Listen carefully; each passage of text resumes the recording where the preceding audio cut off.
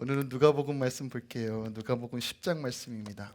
10장 38절부터 42절까지예요. 누가복음 10장 38절부터 42절까지 제가 봉독해 올릴게요. 하나님 말씀을 받습니다. 그들이 길 갈 때에 예수께서 한 마을에 들어가심에 마르다라 이름하는 한 여자가 자기 집으로 영접하더라. 그에게 마리아라 하는 동생이 있어 주의 발치에 앉아 그의 말씀을 듣더니 마르다는 준비하는 일이 많아 마음이 분주한지라. 예수께 나아가 이르되 주여 내 동생이 나 혼자 일하게 두는 것을 생각하지 아니하시나이까. 그를 명하사 나를 도와주라 하소서. 주께서 대답하여 이르시되 마르다야 마르다야 내가 많은 일로 염려하고 근심하나 몇 가지만 하든지 혹은 한 가지만이라도 족하니라. 마리아는 이 좋은 편을 택하였으니 빼앗기지 아니하리라 하시니라. 아멘. 하나님의 말씀입니다. 저는 오늘 이 본문을 가지고 천국의 시각으로 사는 삶과 영성이라는 제목을 가지고 함께 말씀을 다룰게요. 자, 제목이 굉장히 중요해요. 되게 고민하고 지었어요. 네, 천국의 시각, 천국의 관점으로 사는 삶과 영성이에요. 우리 삶은 이해하지만 영성은 뭐예요? 예수를 닮아가는 삶이죠. 근데 중요한 건 천국의 시각, 하나님 나라의 시각, 하나님의 관점으로 사는 삶과 영성에 대해서 함께 말씀을 나누려고 합니다. 우리가 사람마다 다 다르잖아요. 어떠한 물질을 대상을 보더라도 어떠한 관점과 시각으로 보냐에 따라 서로 다르게 생각하고 다르게 이해합니다.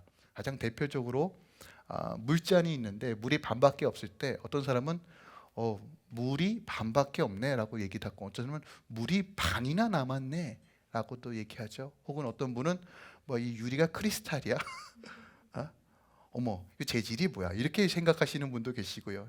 다양한 관점과 생각이 있습니다.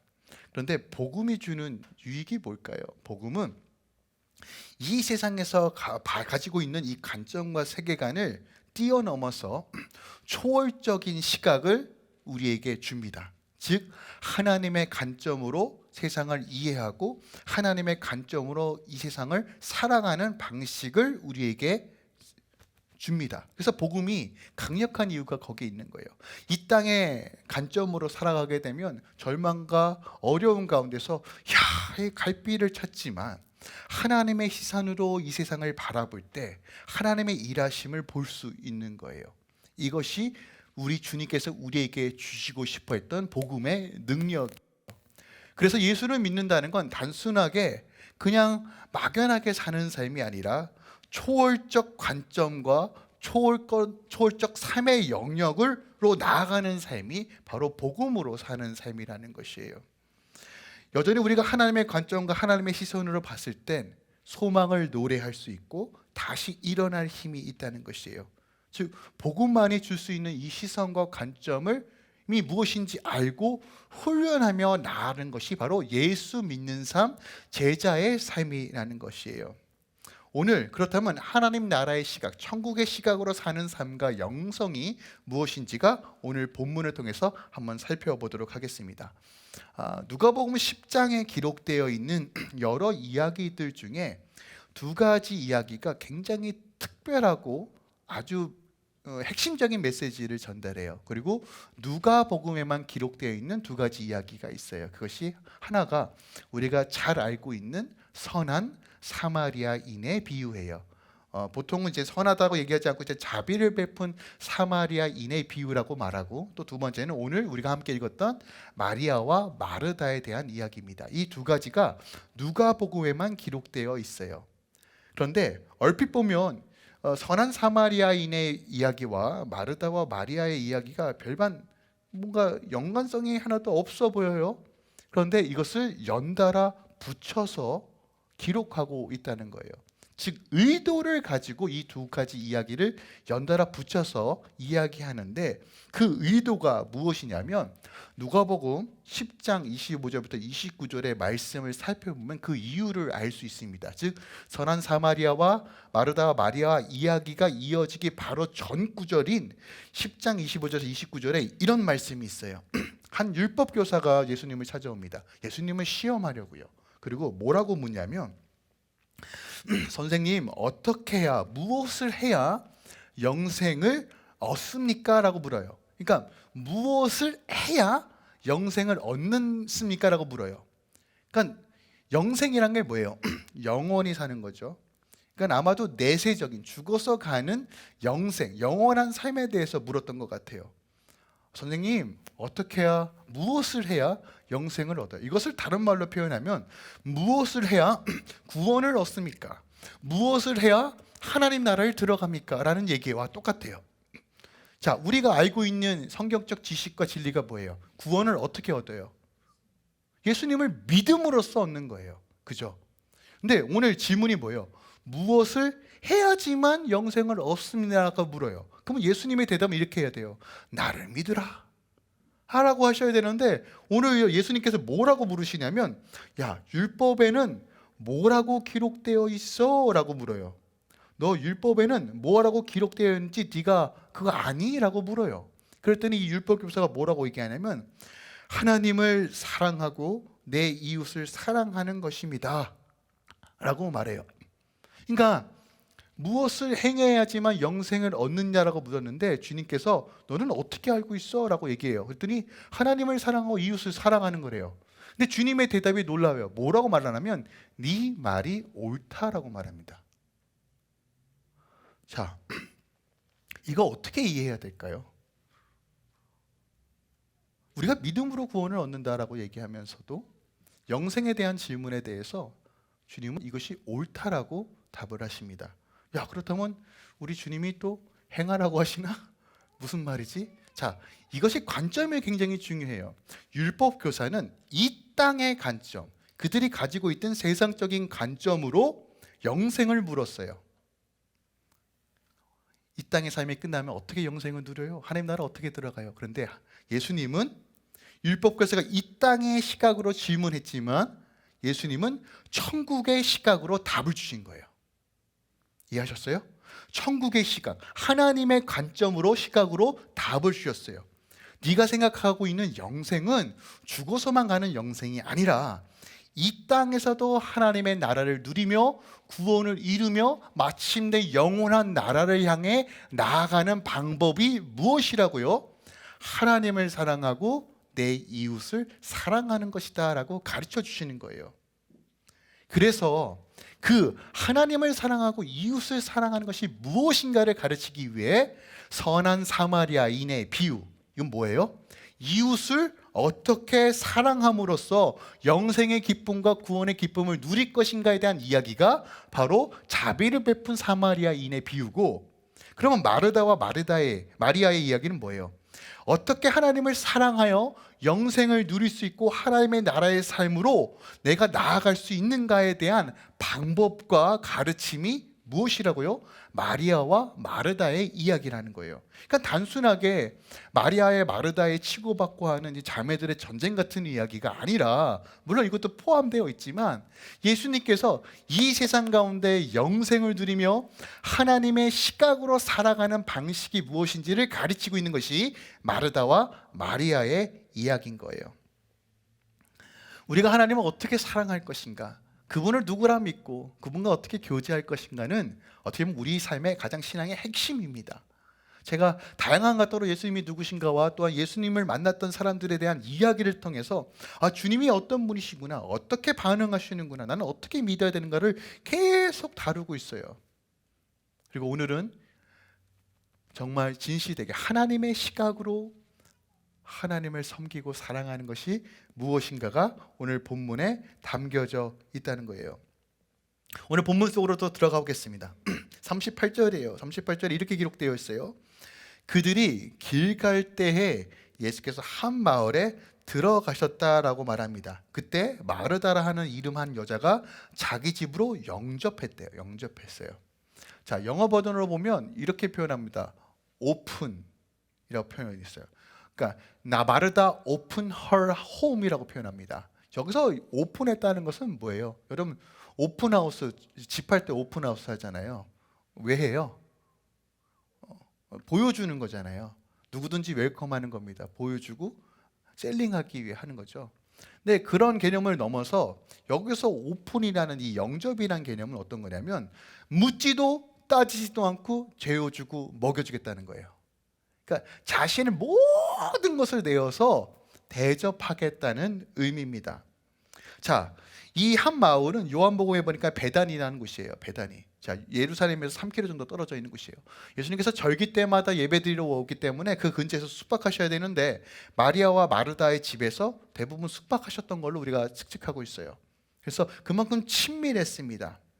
그리고 예수님을 향한 마음과 열정은 그 누구보다도 가장 사모하는 마음으로 나아갔던 것이 마르다였던 것 같아요. 그러니까 예수님뿐만이 아니라 한번 생각해 보세요. 예수님 혼자 초대했을까요? 오늘 본문에 보니까 제자들도 있었어요. 예수님이 몇 명의 제자들과 함께 다녔습니까? 12명의 제자예요. 그런데 12명의 제자뿐만이 아니라 소위 또 예수님을 따라다니는 무리들이 있었어요.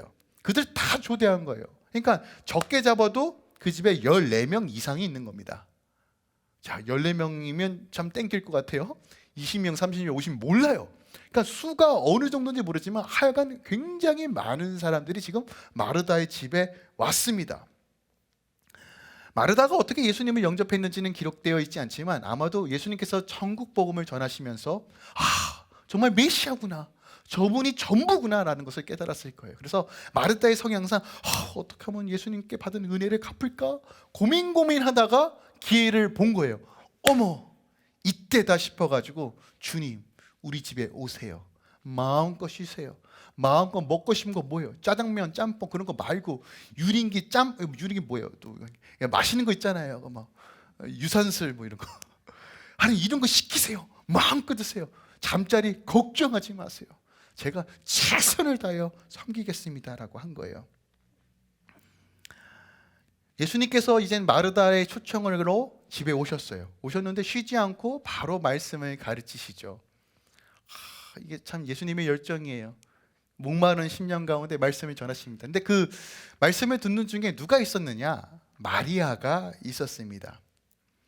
당시 예수님께서 얼마나 파격적인 행동을 하셨냐면요, 당시 문화 기준으로 여자가 랍비에게 교육을 받는다는 건 상상조차 할 수 없는 일이에요. 다시 말씀드립니다.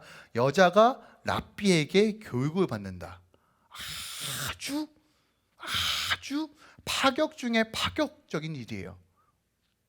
당시 랍비 문화에 보니까 여자는 탐욕스럽고 호기심 많고 허영심이 강하며 수다스러운 존재로 묘사하고 있고요. 심지어 랍비들은요 뭐라고 기도했냐면 불신자와 이방인과 여자로 태어나지 않음을 감사합니다라고까지 기도했어요. 당시에 여성들의 인권이 없어요. 여러분 복 받으신 겁니다. 이 시대에 태어난 거 얼마나 감사해요. 또한 고대 근동에는 이런 기록도 있습니다. 여자를 남자의 소유와 재산으로 생각했어요. 그러니까 물건 취급했다고요. 그러니까 13세 이상부터가 성인이니까 13세 전에는 아버지의 소유, 그리고 결혼해서는 남편의 소유예요. 그러니까 재산처럼 여겼다고요. 그래서 매매가 가능했어요.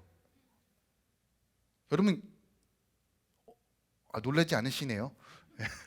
매매가 가능했어요. 자, 이 기록이 성경에도 있어요.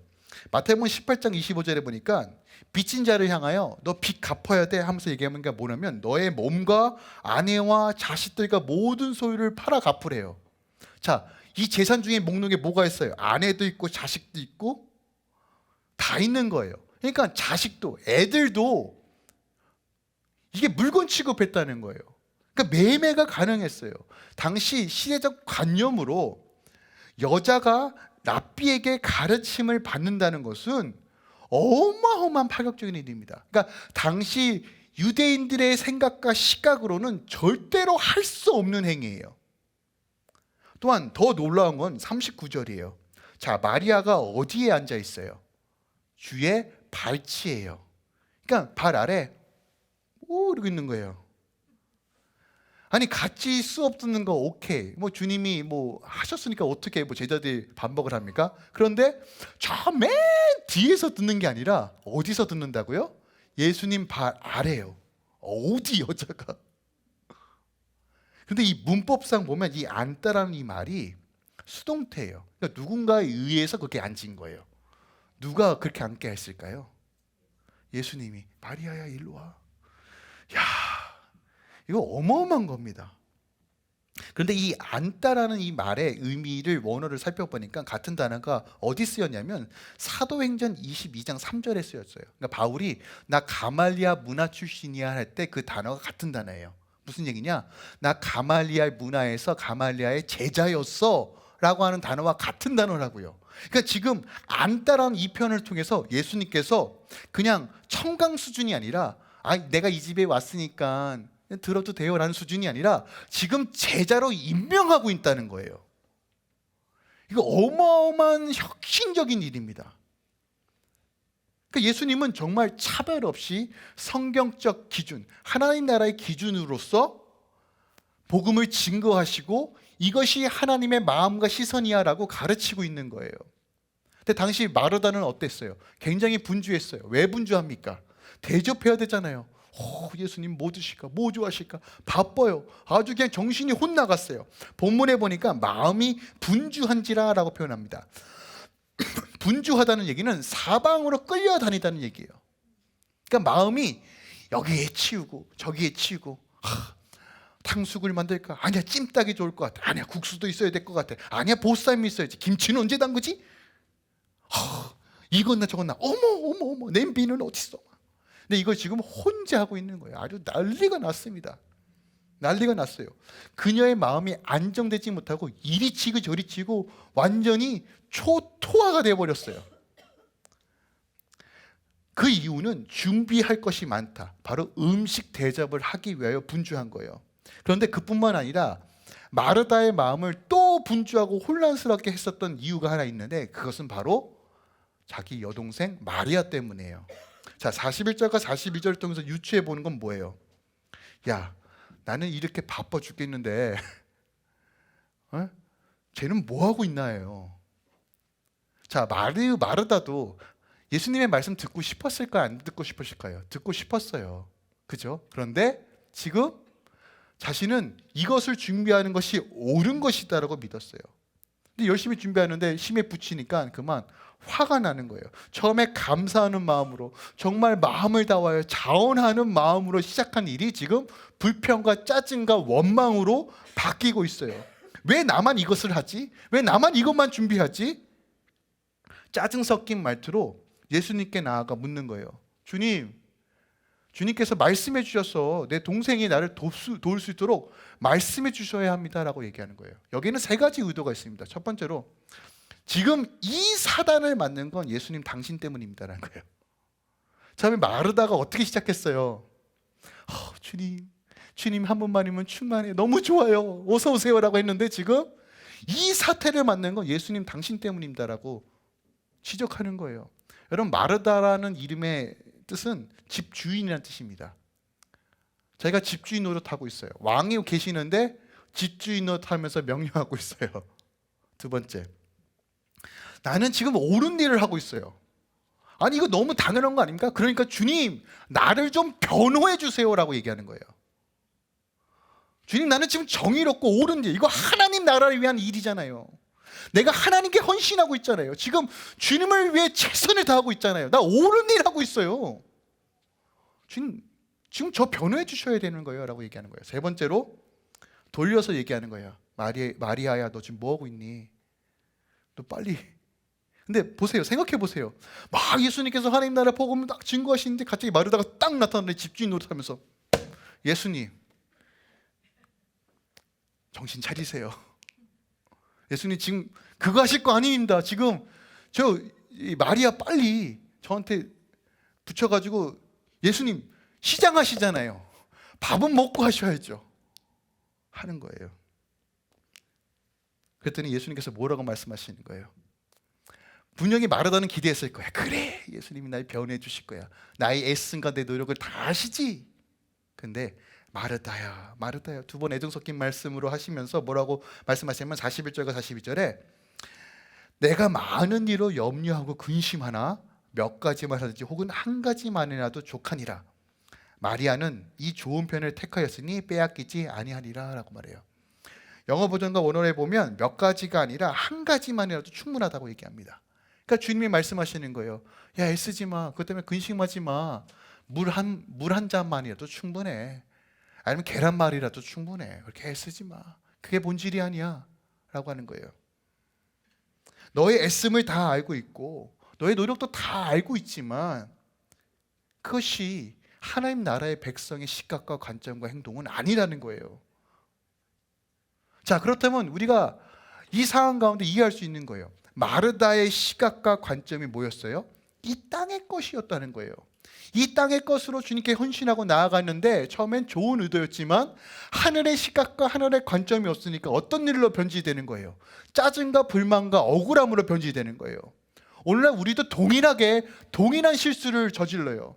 내가 구원을 받았어요. 하나님의 은혜로 살아갑니다. 그런데 제자된 삶, 즉 복음적 관점과 하나님 나라의 시선으로 이 세상을 바라보지 못하고 그러한 행동 양식을 취하며 훈련되지 않으면 우리는 열심히 하나님 나라를 위해서 일한다고 하면서도 쉽게 번아웃되고 짜증내고 화내고 신경질 내고 또 넘어지는 것밖에 안 된다는 거예요. 오늘 그것을 가르치는 거예요. 정말 주님을 사랑한다 말하면서 여전히 내 의와 내 욕심과 내 자아로부터 시작되는 것들이 결국 우리를 샬롬으로 이끄는 것이 아니라 더 근심과 걱정으로 몰아넣을 수 있다는 거예요. 지금 이것을 교정해 주시는 거예요. 예수님을 위해, 제자들을 위해 음식을 준비하는 건 너무 중요한 겁니다. 그런데 주님께서 교정해 주시는 거예요. 그것도 중요하지만 지금 마르다의 행동에 대해서 지적하시는 게 아니라요. 보세요. 그 마음속에 있는 그 동기와 그 시각을 교정해 주시는 거예요. 한 가지만으로도 족하다. 이것을 네가 깨달아야 된다라고 말씀하고 있는 거예요. 자, 그래서 오늘 말씀은 마리아는 옳고 마르다는 틀리다라고 이렇게 단순하게 결론 짓는 말씀이 아니었는 거예요. 제가 처음에 이 말씀을 풀어내는 근원적인 전제가 뭐라고 말했어요? 무엇을 해야 영생을 얻으나이까라는 이 질문에서부터 이 이야기가 시작된다고 말씀드렸어요. 그러니까 하나님을 사랑하고 이웃을 사랑하는 것이 정말 무엇인가? 즉 우리가 천국의 시각으로 사는 삶과 영성이 무엇인가에 대한 해답과 가르침이 오늘 마르다와 마리아의 이야기입니다. 마르다와 마리아, 이 두 가지 영성이 우리에게 너무 필요합니다. 근데 중요한 것은 이 마르다의 헌신도 너무 귀하고 이 마르다의 헌신을 통해서 분명히 공동체는 견고해졌을 거예요. 여러분, 누군가의 희생과 헌신이 있어야지만 교회가 움직이고 또한 교회가 작동하는 것은 너무 당연한 거잖아요. 아무도 그냥 배짱이처럼 헐레벌떡 하면 아무도 일 안 하면 어떻게 됩니까? 다 망하는 거예요. 누군가는 정말 애쓰고 노력하시는 분들이 계세요. 그런데 중요한 건 마르다가 본질적으로 놓친 건 뭐냐면 처음에는 그래도 하나님을 사모하는 마음으로 시작했지만 자아중심적이고 자기중심적인 시각, 이 땅의 시각을 계속 가지고 있으니까 결국 마음이 변질된 거예요. 하나님을 온전히 사랑할 수도 없고 하나님을 온전히 섬길 수 없어요. 세상적인 기준과 시각을 가지고 있으면. 그러니까 그리스도인은, 예수를 믿는다는 것은 천국의 시각이 뭔가, 천국의 관점이 뭔가, 아버지의 관점은 무엇인가를 우리가 고민하고 이것을 훈련하며 나아가는 것이 매우 귀하고 중요한 요소라는 것이에요. 그렇다면 내가 내 삶에 천국의 시각과 기준으로 살아가기 위해 점검해야 될 것은 무엇인가를 우리가 살펴보기만 합니다. 첫 번째로요, 오늘 마르다의 삶을 보니까 지금 마르다가 무엇 때문에 분주합니까? 음식 준비하는 것 때문에 분주해요. 여러분, 무엇 때문에 여러분의 삶이 분주합니까? 여러분 스스로가 질문하셔야 돼요. 이 세상의 관점과 생각을 가지고 이것 때문에 여러분의 삶에 분주함이 임합니까? 아니면 하나님 나라 일 때문에 분주합니까? 마르다의 관점이 뭐예요? 게으른 내 동생, 돕지 않은 내 동생. 그런데 보세요, 마르다가 어떤 관점과 시각을 가지고 있냐? 제가 중동의 시선으로 본 예수라는 책에서 어떤 내용을 좀 살펴봤냐면, 당시 아라비아인 혹은 유대인의 관점에서 오늘 본문 말씀 누가복음 10장의 38절에서 42절의 말씀을 해석하면 마르다가 전적으로 맞대요. 이렇게 식사를 준비하고 대접하는 것이 그 당시 문화와 유대인의 관습과 고대 근동에서 가지고 있는 시각은 마르다가 100% 맞게 행동한 거래요. 유대인들은 환대 문화를 가지고 있어요. 나그네가 오더라도 기본적으로 2, 3일 정도 먹이고 재워주는 것이 당연한 것으로 여깁니다. 창세기 18장에 보면 여러분 아브라함이 살아가면서 세 명의 인물이 와요. 나중에 그 사람이 천사란 것을 알았는데 오는데 어떻게 환대합니까? 세 명이 왔는데 일단 뭐부터 잡아요? 소부터 잡아요. 여러분 나중에 우리도 소 잡고 좀 먹었으면 좋겠는데 소 한 마리 잡으면 몇 인분 나옵니까? 몇 인분 나와요? 뭐 소의 크기마다 좀 다르겠지만 대략 기본적으로 2, 30분은 나오지 않아요? 돼지 한 마리 잡아도 20분 나오는데 소는 더 크겠죠. 어마어마한 약입니다. 그러니까 세 명이서 일주일 내내 먹어도 못 먹는 약을 한꺼번에 내놔요. 그만큼 환대와 대접의 문화예요. 그러니까 누군가 오면 지극정성으로 섬기고 베푸는 것이 당시 유대인의 관습과 시각이었단 말이에요. 자, 마르다는 그가 기존에 알고 있던 방식으로 섬긴 거예요. 맞죠? 근데 지금 예수님께서 뭘 깨트리고 계세요? 이 땅의 시각, 그전에 가지고 있던 시각들을 깨트리시고 파격적으로 무엇을 하고 계시는 거예요?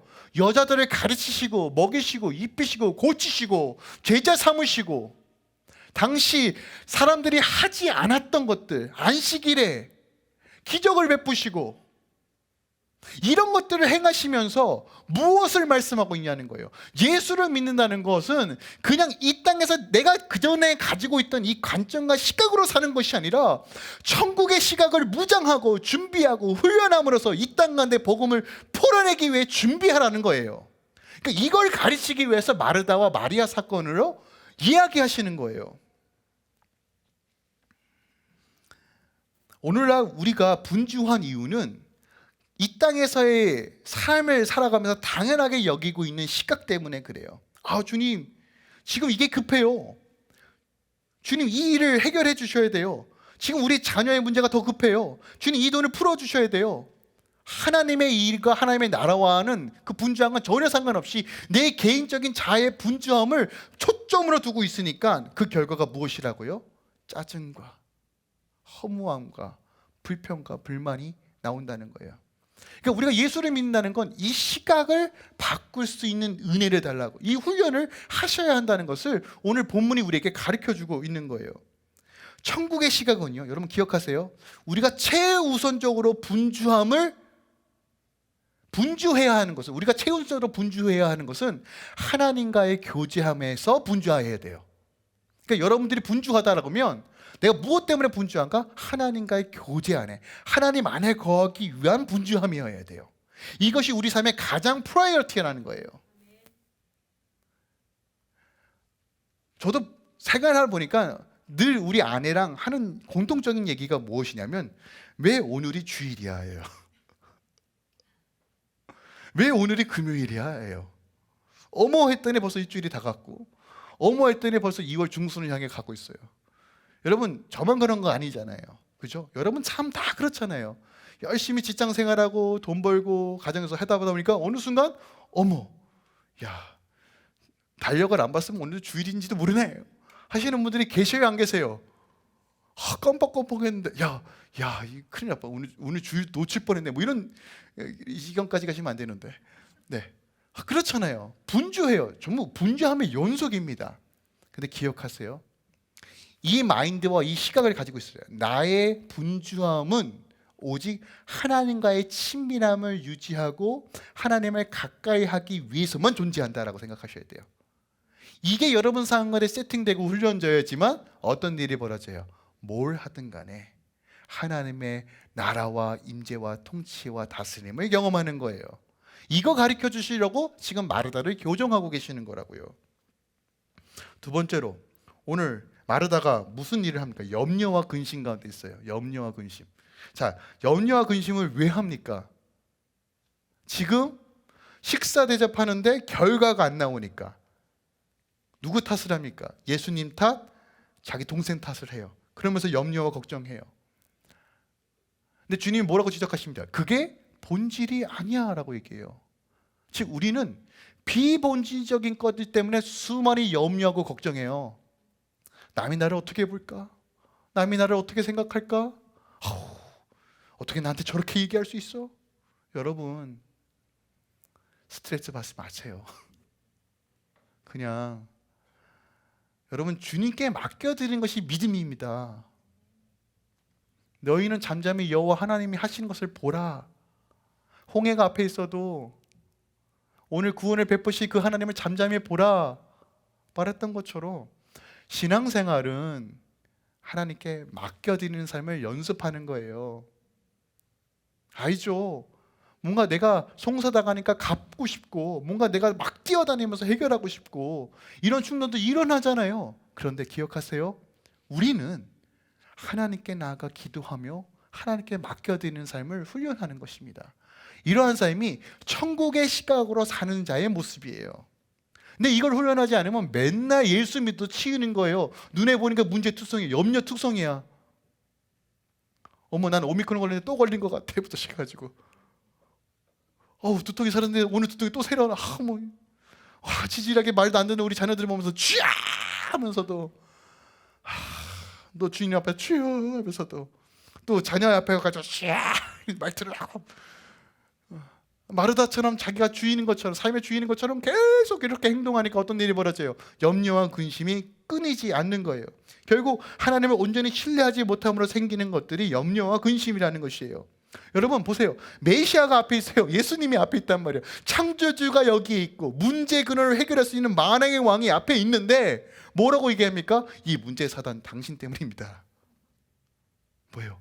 땅의 시선에서 벗어나지 못하니까 문제를 해결할 수 있는 분이, 오병이의 기적을 행하시는 분이 앞에 있는데 뭐예요? 자기가 음식을 대접하려고 애쓰는 거예요.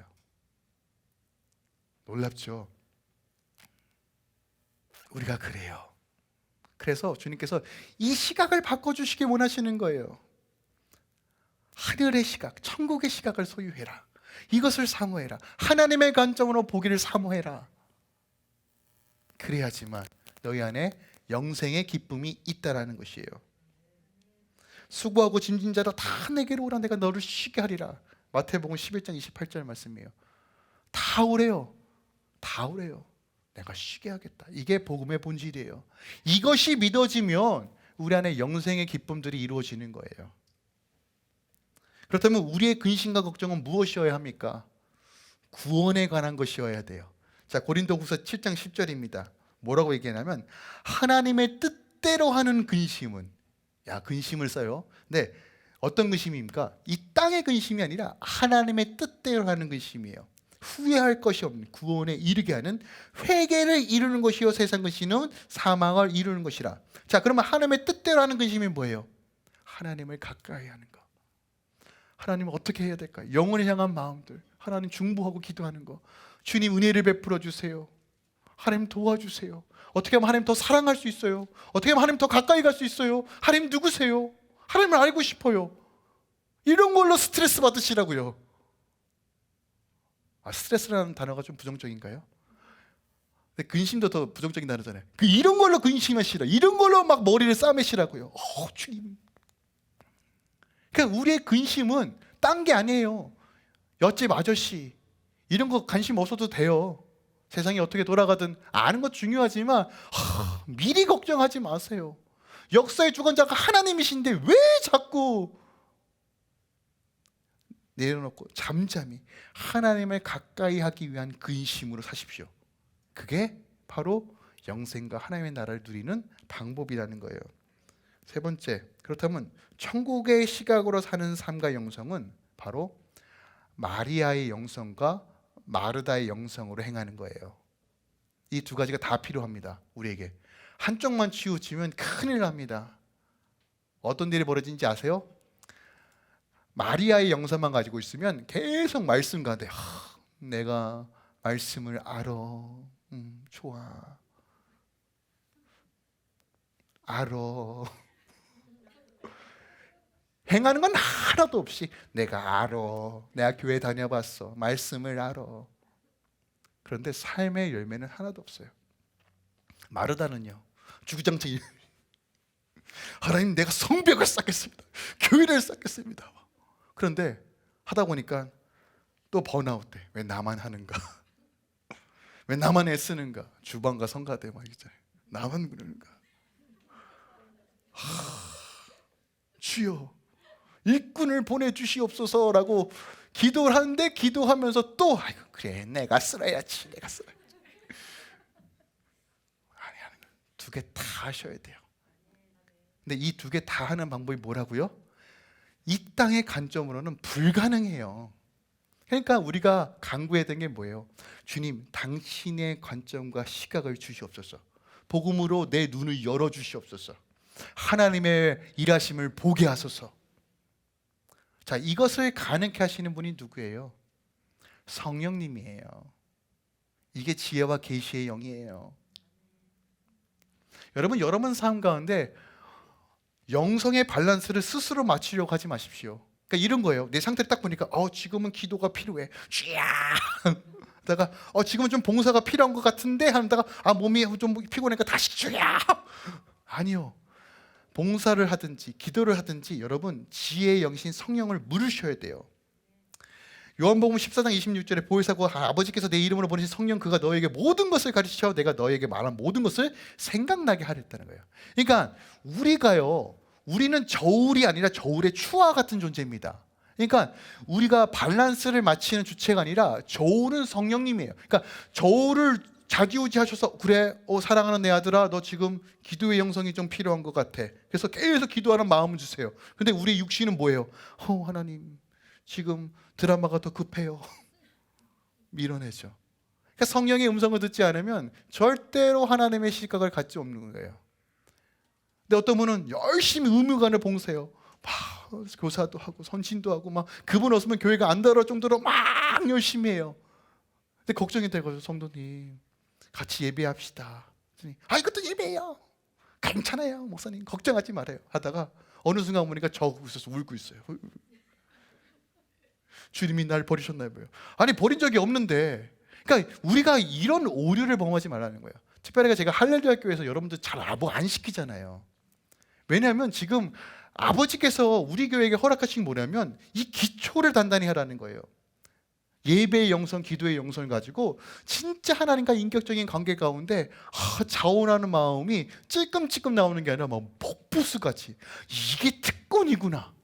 이 감격을 회복시키기 위해. 왜냐하면 이게 회복되어야지만 지금 코비드로 인하여 다 떨어져 나가는 영혼들을 품을 수 있어요. 그 의무감으로 종교생활 하지 마시라고요. 이수영 목사가 왜 매일 예배하고 기도하는지 여기 있습니다. 요즘은 막 철야도 하시고 막 아주 너무 감사해요. 금요일에도 말했는데 여러분 침낭 갖고 와서 같이 예배하고 그랬으면 좋겠어요. 여러분 본질적인 거 좀 회복하셨으면 좋겠습니다. 여러분의 시각과 관점이 바뀌면 놀라운 일들을 보게 됩니다. 하나님의 일하심을 보게 되는 거예요. 이게 주님께서 우리에게 주시고 싶어 하는 영성이에요. 말씀을 정리합니다. 여러분 무엇 때문에 분주하세요? 무엇 때문에 염려하고 근심하십니까? 하나님 나라 위에 분주하시고 하나님 나라 위에 염려하고 걱정하십시오. 그리고 하나님 내가 지금 무엇에 순종하고 어떻게 훈련받아야 되는지를 계속 물으십시오. 그리고 기도의 자리로 나오시고 같이 기도하시며 하나님 내 안에 예배적 삶, 하나님을 사모하는 삶, 그리고 성교적 영성으로 또 헌신하며 마리아와 마르다처럼 온전히 하나님께 나아가길 원합니다. 갈망하십시오. 그때 하나님께서 어떤 기쁨을 주신다고요? 영생의 기쁨을, 하나님 나라의 기쁨을 주신다는 거예요. 그 은혜가 여러분 상관에 충만하게 임하게 예수 그리스도 이름으로 축원드립니다.